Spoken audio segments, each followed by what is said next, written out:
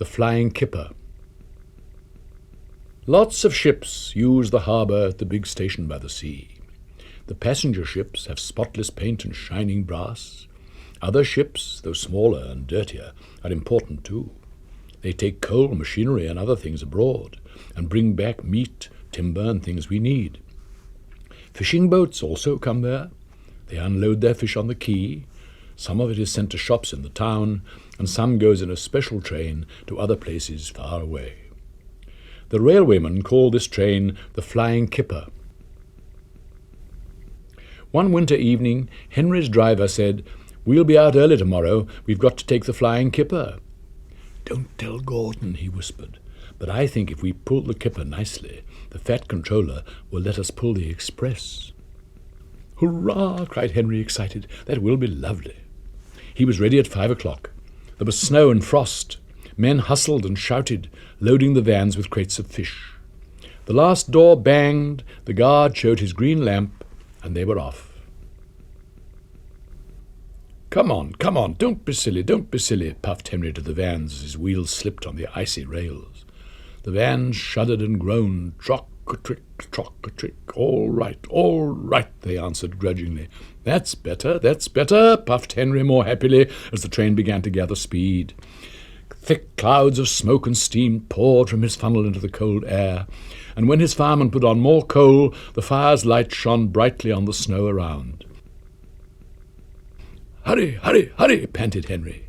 They whooshed under bridges and clattered through stations, green signal lights showing as they passed. They were going well. The light grew better, and a yellow signal appeared ahead. Distance signal up, thought Henry. Caution. His driver, shutting off steam, prepared to stop, but the home signal was down. All clear, Henry, away we go.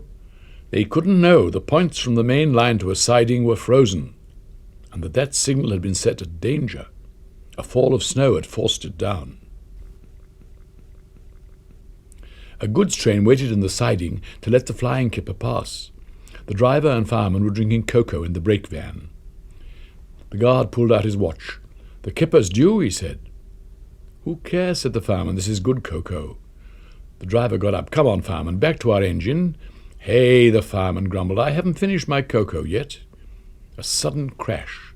The brake van broke. The 3 men shot in the air like jacks in the box and landed in the snow outside. Henry's driver and fireman jumped clear before the crash. The fireman fell headfirst into a heap of snow. He kicked so hard that the driver couldn't pull him out. Henry sprawled on his side. He looked surprised. The goods train fireman waved his empty mug. "You clumsy great engine! The best cup of cocoa I've ever had, and you bump into me and spill it all." "Never mind your cocoa, fireman," laughed his driver. "Run and telephone the breakdown gang." The gang soon cleared the line, but they had hard work lifting Henry to the rails. The fat controller came to see him. "The signal was down, sir," said Henry nervously.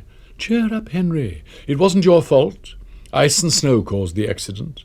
I'm sending you to Crewe, a fine place for sick engines. They'll give you a new shape and a larger firebox. Then you will feel a different engine and won't need special coal any more. Won't that be nice?" "Yes, sir," said Henry doubtfully.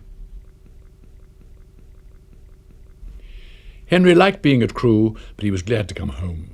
A crowd of people waited to see him arrive in his new shape. He looked so splendid and strong that they gave him 3 cheers. "Peep, peep, pip, pip, peep. Thank you very much," he whistled happily. I'm sorry to say that a lot of little boys are often late for school because they wait to see Henry go by. They often see him pulling the express, and he does it so well that Gordon is jealous.